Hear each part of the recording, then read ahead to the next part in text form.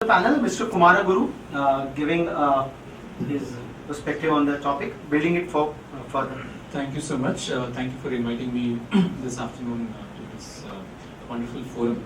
I just want to sort of use this occasion to set the context that we all sort of do know, but I think it's important to sort of just recap the context.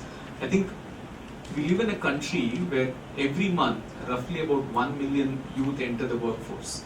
Right? And that's a very important fact, and I say this very conscious that we have fewer industry people on the panel than the people from the academic sector, because ultimately that is the primary reason that students come into the higher education sector, because they want a good career.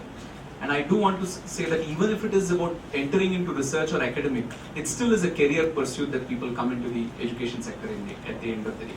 So that's a large numbers that are entering the workforce. Now, we live in a country which is very diverse.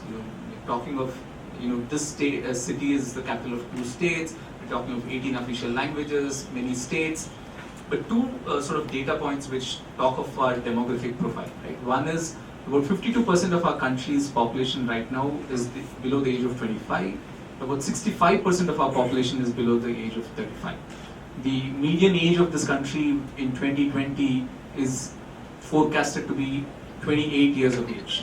And with the gross enrollment ratio that we are currently looking at, which is a shade over 20%, we are actually not looking at a very, very bright sort of higher education scenario at this point of time. And we have a very wide representation on the panel here, representing state, private universities, private institutions, and all those sort of different players in the field. And I think, therefore, if you want to have an impact in a country like India, the most important thing is you need to have size. I think size is very much important for you to have an impact. Scale does matter.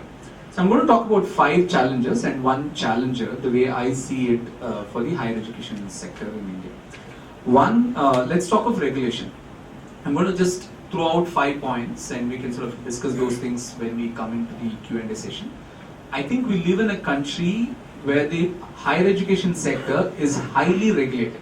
I think I heard Professor Majumdar of Symbiosis speak at the FICCI conference a few years ago, where he said that the Lakshmi, the goddess of wealth in India, was liberalized in '91. But he said Saraswati has never been liberalized. Right? Higher education sector is completely controlled. So if you look at regulation, we have a regulatory system which is more control oriented as opposed to growth oriented. That's one aspect of it. Second aspect is, look at the same thing if you just extend, and I'm going back to the quality point of it, which is in the theme. You have an approval-based mechanism in India, as opposed to what is a more desirable form, which is the accreditation-based system, right? So for example, your regulatory bodies in India, whichever bodies that you are referring to, be the MCI, DCI, AICTE, all those different bodies, they tell you the floor. They tell you that if you want to start a university, you need to have X number of, X square feet of campus, the library with so many books, you need to have a director's residence, the director needs to have a landline connection, etc., etc. That's what is prescribed, which is an approval-based mechanism. Accreditation is a relatively newer concept. I mean, when I say relatively newer, it's over a decade and a half. But still, the number of institutions of the 7,000 odd colleges, or the number of colleges that we spoke of, versus the number of accredited colleges, there's a huge gap. And I think that's the other big challenge for this country in higher education system. Let's talk of faculty members.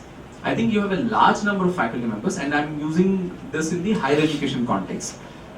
I think the question to ask ourselves is, are we teachers or are we facilitators? And this goes back to the whole thing of faculty centricity versus student centricity. This goes back to newer sort of methodologies that you're seeing of flipped classroom model that is being introduced in classrooms. This is goes back to some of the opening remarks we heard from Raj and Raghu and others about how technology is playing a key role, and a whole bunch of things. I think that's the third sort of challenge for us. The fourth one is about sort of somewhat related to the ranking remarks that some of my colleagues on the stage just mentioned. Most of the international rankings play a large amount of emphasis on research that takes place in the higher education institutions. Roughly about 40% on an average. That's a large number of large amount of weightage. Unfortunately, in India, we are primarily known as institutions where we disseminate knowledge as opposed to create knowledge. there's a huge sort of gap or the huge distinction that we need to recognize. We have some of the best teachers in the classroom. Our students go on to become some of the best leaders, some of the best graduates. But where do most of our best students go? They invariably end up going abroad, a large number of them still, to pursue their PhD or doctoral programs. And that's true for engineering sciences, that's true for management sciences, at least where I come from. That's a field that I'm very familiar with. Large number of students graduate from Indian, the IITs or the NITs or any institution really, then go on to do their masters and their PhDs abroad and invariably become faculty members. If you just on the B school thing, take a look at the top 50 B schools in the US, download their list of faculty. I wouldn't be surprised if about 30% of their top faculty are all actually Indian origin faculty members, right? And these are very celebrated, sort of published author, faculty members whose papers are published and are researched and sort of referenced, quoted in some of the leading sort of conferences and journals, and are looked upon to as leading lights of knowledge. So that's another huge sort of focus area for us. The last one, I would say as a challenger, is actually, these are challenges that I was referring to, is in the traditional system of higher education that we are following right now.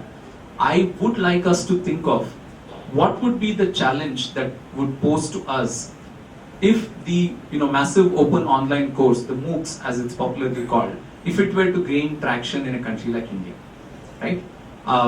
I'm not saying that they would replace the traditional setup of the institutions and the role of the faculty member in the classroom, but I do think it's important for all of us in the higher education space to recognize that MOOCs probably will be a huge challenger to the way we traditionally conduct higher education sort of institutions, be it in terms of administration, research, teaching, and student experience. That's my sort of set of challenges and challengers to this. Thank you.